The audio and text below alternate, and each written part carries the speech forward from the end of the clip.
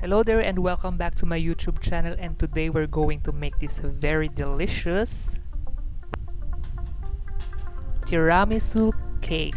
Yes, it's actually my birthday today, so at the same time this is my birthday cake. So let's watch the video first and we were going to taste it and celebrate my birthday somehow right after the video tutorial. This is a building up recipe, so make sure to make the chiffon cake recipe ahead. Just replace the ubi powder and liquids with some vanilla. First, melt or proof your gelatin into a cold water and mix it and set it aside. Next, mix your hot water, granulated sugar, coffee sticks and some vanilla, and stir it until it is dissolved.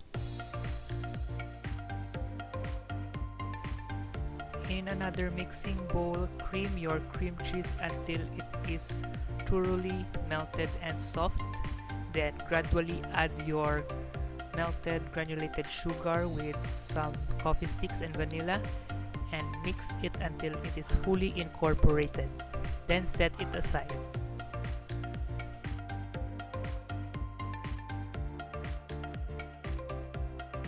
Next, open your whipped cream or all-purpose cream and whip it into your mixer until it doubles in size.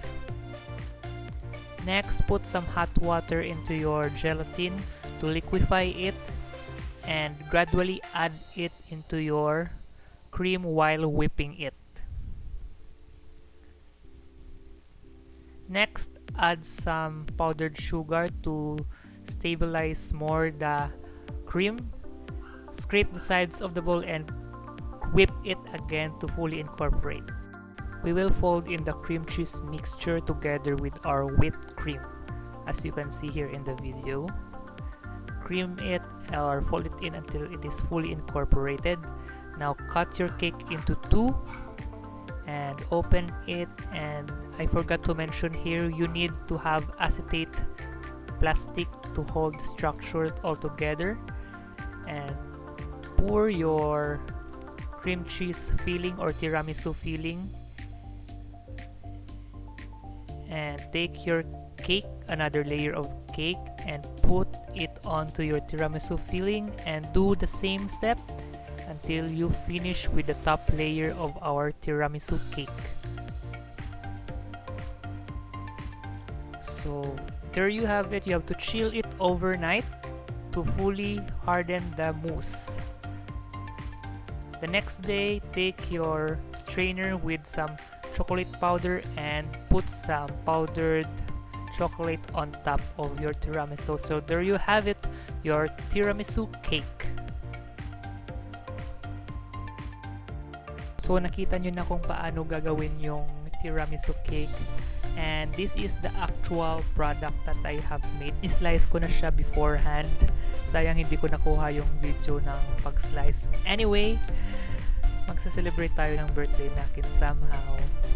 Ganun talaga pag baker ka, guys. Hindi mo ma-i-celebrate yung birthday mo kasi everyday may birthday cake ka naman. And ewan ko ba, eto na siya.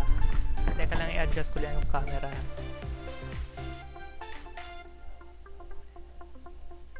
Ayan. So, I guess, happy birthday to me. Ano ba to? Ayan.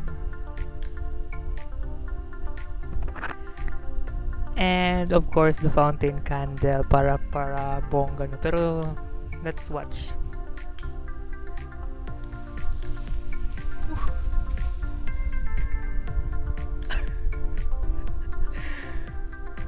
So yun na, happy birthday to me. Ano ba yun? Parang something wrong yung fountain candle na kina. So again, let's make a wish. Siguro good health lang at saka good heart. Ang messy. Medyo messy, guys, so na i-splatter ko siguro yung chocolate powder ng tiramisu. So anyway, let's have a taste. Grabe ang lungkot naman ng birthday ko. Kulang mag-isa dito eh. Kunin lang natin ito, yung fountain candle and yung candle. So, tikman natin yung ginawa naking birthday cake for myself. Okay. Medyo makapal yung cake natin na. Pero anyway guys, you can adjust the cream or the mousse of the tiramisu, and you can make it, you can double it if you want.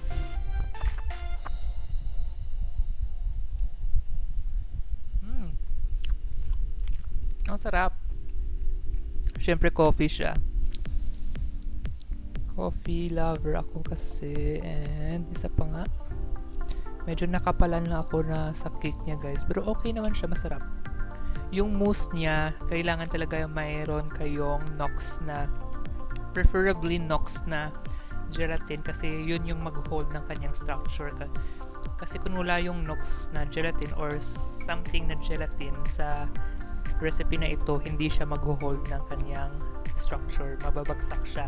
It's better kung wala kayong gelatin, gawin nyo na lang siyang casserole type.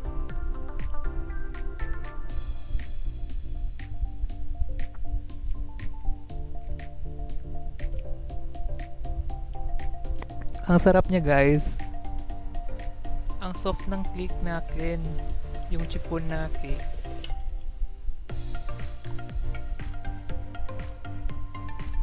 Ang sarap.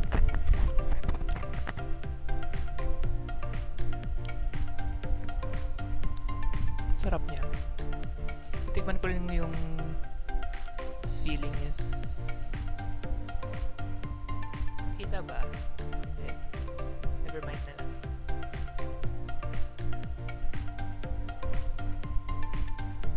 Sarap niya guys. Para siyang ice cream.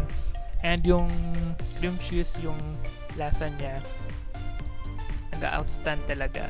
Outstand talaga yung term. Parang outstanding, ganun. Basta, gets yun yan.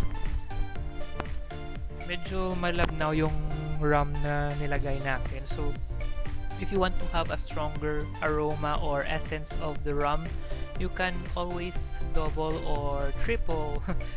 Hindi nyo lang masobrahan kasi baka ma-drunk kayo o malasing sa pagkakain neto. So, wow. Yun. Okay naman siya. Sarap siya.